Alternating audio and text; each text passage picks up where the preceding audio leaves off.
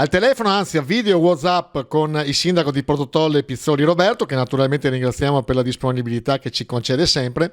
Sindaco, innanzitutto buonasera.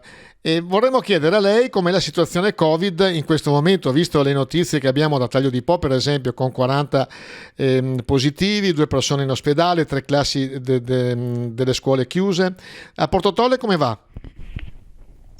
Buonasera Leandro, buonasera naturalmente a chi ci sta ascoltando e ci sta guardando. Allora, in buona sostanza, fortunatamente al momento la leggera impennata l'abbiamo avuta anche noi a Portotolle, infatti proprio in questi giorni, perché siamo passati dai 3 casi della settimana scorsa, siamo passati a 8 casi, anche se devo dire che 4-5 sono riconducibili dal stesso nucleo familiare, mentre gli altri sono casi isolati, comunque stanno tutti bene. Abbiamo una casistica e quindi 3 classi ferme alla primaria di Catiepolo che sono in DAD, hanno già fatto entro le 48 ore il tampone molecolare, stiamo aspettando l'esito, perché con le nuove disposizioni potrebbero anche tornare subito a scuola gli altri ragazzi, mentre i bambini trovati positivi naturalmente vanno in quarantena. Comunque è già stata attivata la DAD per queste classi che hanno fatto nella giornata di ieri i tamponi, spero che arrivi la risposta già entro domani.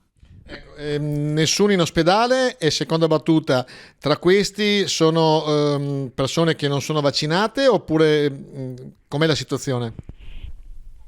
Allora, devo dire che per quanto riguarda l'ospedale, fortunatamente le 2 persone che erano state in ospedale un po' qualche settimana fa sono rientrate a casa, si sono negativizzate, erano vaccinate, quindi diciamo che presumiamo che naturalmente anche il vaccino abbia difeso, perché erano 2 persone anche di una certa età e quindi abbiano dato siamo riusciti a difendere un attimo la situazione rispetto, se ricordi, l'anno scorso, dove avevamo situazioni quando c'erano le ospedalizzazioni molto più gravi, e abbiamo su 8 casi, credo che siano 4 i casi senza vaccino. Approfitto anche della tua disponibilità per invitare naturalmente gli over 60, quelli nati dal 1961, che abbiano completato il ciclo vaccinale, che abbiamo concluso il ciclo di vaccinazione già da almeno 6 mesi, di poter prenotare. Noi abbiamo la grande fortuna che siamo riusciti a portare a casa il centro vaccinazione, tra l'altro qua a Portotolle, e quindi soprattutto per le persone più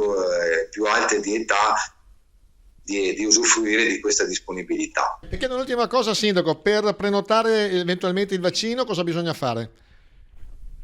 Per la prenotazione del vaccino bisogna andare o in farmacia o tramite il sito, quello dell'ASL solito, anche se la prossima settimana dovremo trovarci anche con ASL, perché avevo anche chiesto se c'era la possibilità di incentivare attraverso il passaggio della lettera, come era stato fatto l'anno scorso. Adesso ne discuteremo nella prossima conferenza dei sindaci sicuramente.